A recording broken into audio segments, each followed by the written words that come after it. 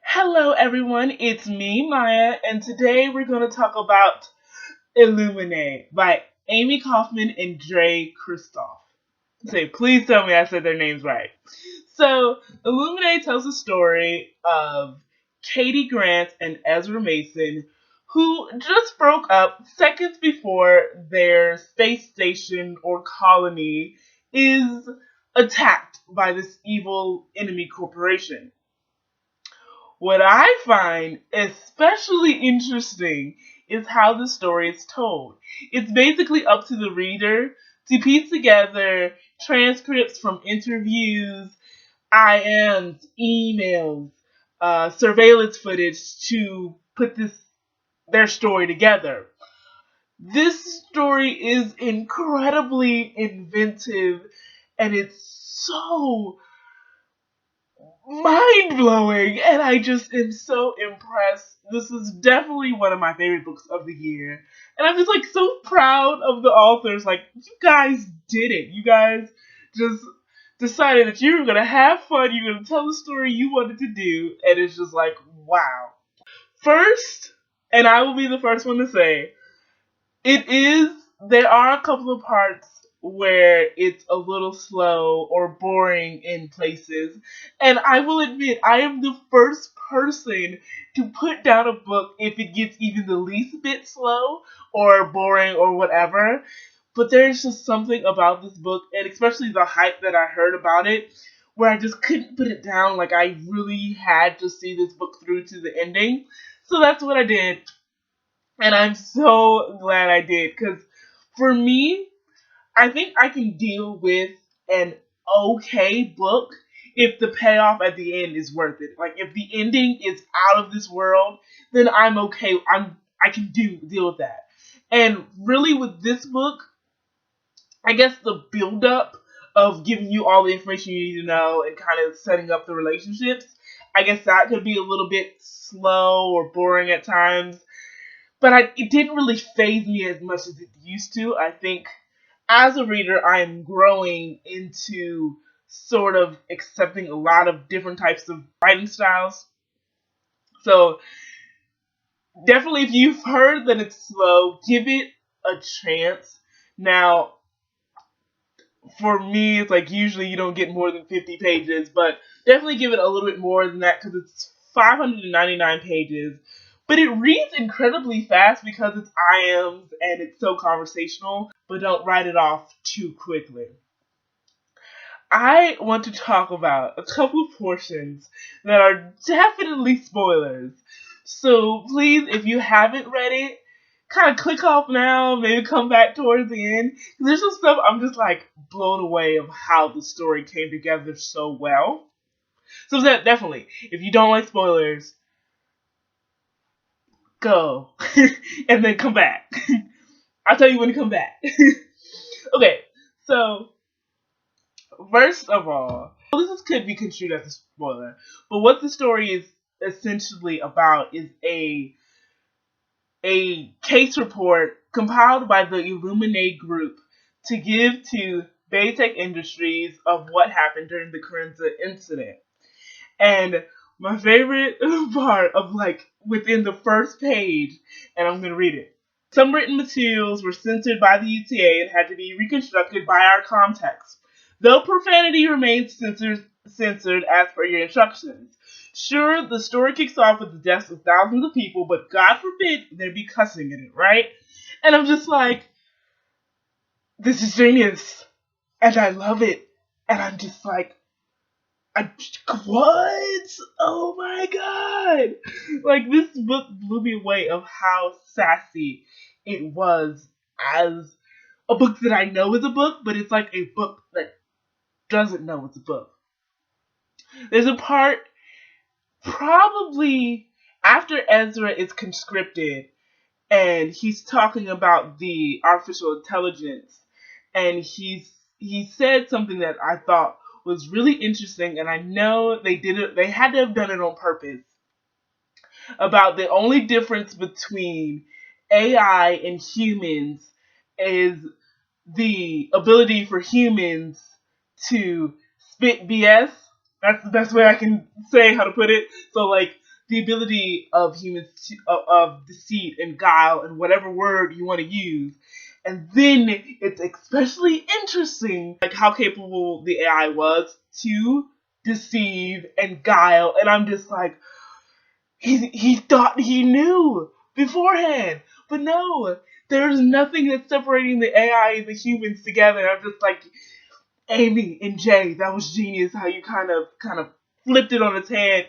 And it was like it may have been a little bit of foreshadowing as well of what happens towards the end. I'm just like this is intense and I can't my mind can't wrap my head around it because it's just like you ah, there's just no words and I tried to type up a Goodreads review of this and it's like there are no words to describe how much the book flips you on your head and it flips you back.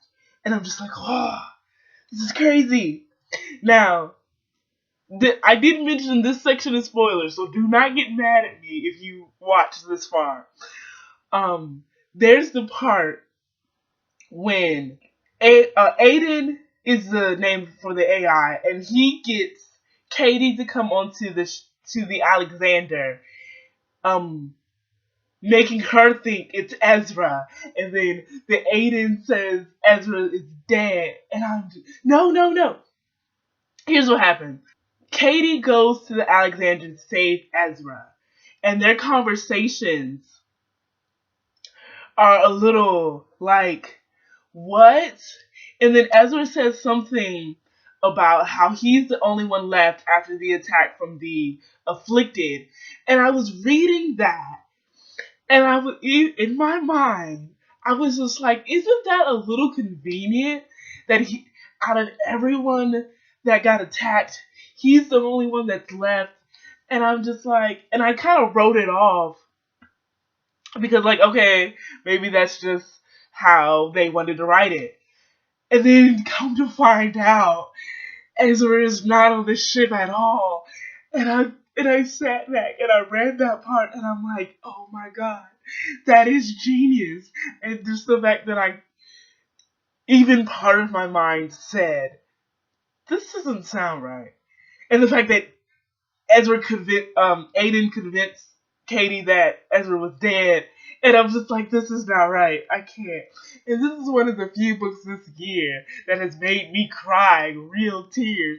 Because when I tell you, when the moment when I just knew Ezra was dead, my heart, like all the people that, because there's a lot of deaths in this book. I think when they talk about James McNulty's death too, I was just like, okay, I cannot be crying this hard at a book. These are not real people. But I think that sort of shows how well this book does at drawing you in and then not letting you go. Because I find that, at least in the books that I've read recently, I can't downplay a book that's slow in the beginning because most times there will be a part that will catch you and then you'll be stuck until the very end. Because the same thing happened to me with Sea of Shadows and then Six of Crows. So I think Six of Crows was a little slow for me in some places, but there's that one part that grabs you in your gut and you just can't let go. So this book, in general, was just Illuminae. I'm telling you, if you don't read any book this year, and like this is a book that you can chill with. This is a book that you can just sit with for a couple of hours. You don't have to go anywhere. You can get your coffee or your cocoa. I'm like, this book is amazing. I'm just like losing my breath, just getting so excited about it. I think there was one more part that I really wanted to talk about. I do appreciate that the book comes full circle in that, for one, the hugest spoiler, no one's really dead. Well, now, let me not say it like that. Ezra and Katie don't die. And I'm like, okay, I appreciate that. because it's gonna make it really hard for a sequel if you killed off the two main characters. That's just me, but I'm just saying this does not look like it's gonna be a good look if they just come like they pull a Doctor Who and it's just like, yeah, we're alive. So, oh my goodness. So I do like their coming back together. And it's just so this book is the one that'll get you in your heart. Like the parts that get you will get you hard in your heart. Okay. I've spoken for 11 minutes, but I do have one last point. I really liked Aiden's character, the AI, and that has a lot to do with how he got so much in touch with his humanity throughout the book.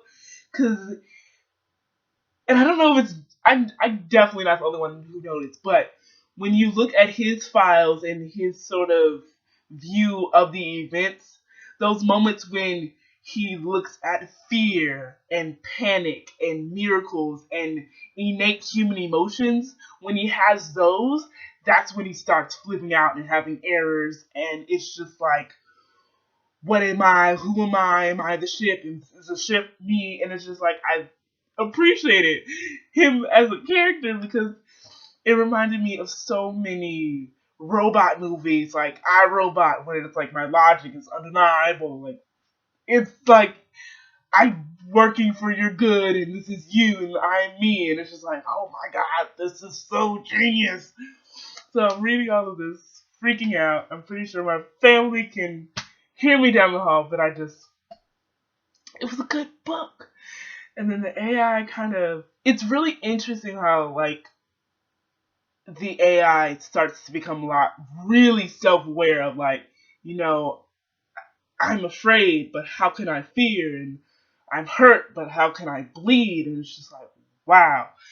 I personally think, and you can tell me if I'm wrong, I personally think that in some way he was affected by the virus, and the only and I was ready for him to be like, "Don't look at me." That virus is the freakiest thing ever, by the way. Kudos to the freak out measures, because I'm just like, and with Byron, I can't. it just say I could. Okay, you're going off on the tangent, but I expected, because the way Aiden shifted from his normal processes, I expected that to be the way the virus affects artificial intelligence, because he's basically a brain. It's hitting all of these other people, so I don't know. That's what kind of I saw happening, but I doubt. I doubt there's a way to explain that. But I was ready. I was just like, oh snap, he gonna kill everybody else. I was like, this AI got issues, and he ain't the only one. Okay, so I don't know if that was a real review or was I just freaking out about a book for 15 minutes, but you can decide. So I think I've spoken for it enough. I hope you please, for me, go out and get this book and tell me what you think. Let's talk in the comment section below. It'll be amazing. We can freak out together. And also, who recommended it? I think the main reason I wanted to read it is because of Little Book Owl's reaction to it. So thank you too. Because, oh my goodness, you were right. This book is amazing. So, definitely go read it. I think you'll have a good time. If you want more of these videos, and I mean, why wouldn't you? Please hit that subscribe button for more. If you like this video, please hit that like button, but only if you want to, because, I mean, I'm good. I hope you have enjoyed this video, and I will see you next time, guys. Bye!